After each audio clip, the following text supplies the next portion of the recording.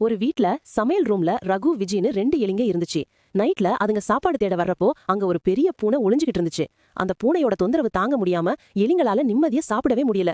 ஒரு நாள் 2 எலிங்களும் ஒன்னா பேசி ஒரு முடிவுக்கு வந்துச்சுங்க. இனிமேல் நம்மளால பூனைக்கு பயந்து வாழ முடியாது. அந்த பூனை எங்கே போகுது வருதுன்னு தெரிஞ்சுக்கிட்டா அதுக்கு தகுந்த மாதிரி நம்ம உஷாரா இருக்கலாம்லன்னு விஜி சொல்லுச்சு. ரகு யோசிச்சுட்டு, சரி ஒரு சின்ன மணி வாங்கி வந்து அந்த பூனையோட கழுத்துல கட்டிட்டா என்ன? மணி சத்தம் கேட்ட உடனே நாம ஓடி ஒளிஞ்சுக்கலாம். இப்படி பண்ணா ஆபத்துல இருந்து தப்பிச்சுக்கலாம்ல ஒரு சூப்பர் ஐடியா கொடுத்துச்சு. விஜிக்கு இந்த ஐடியா ரொம்ப பிடிச்சு போச்சு. செம்ம பிளான்டா, மணி சத்தம் நமக்கு அலர்ட் கொடுக்கும்னு சொல்லிட்டு உடனே எல்லா எலிங்களையும் கூப்பிட்டு ஒரு மீட்டிங் போட்டுச்சு.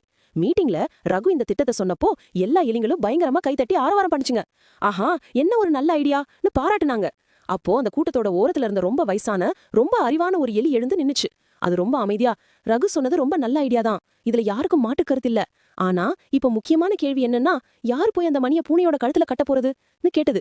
அந்த வயசான எலி இப்படி கேட்ட உடனே அங்க இருந்த எல்லா எலிங்களும் அமைதியாயி பயத்துல மௌனமா நின்னுச்சுங்க. ஏன்னா மணியை கட்டுறதுன்னா பூனைக்கிட்ட ரொம்ப பக்கத்துல போய் அதோட கழுத்தை தொடணும். அது ரொம்ப ஆபத்தான வேலை.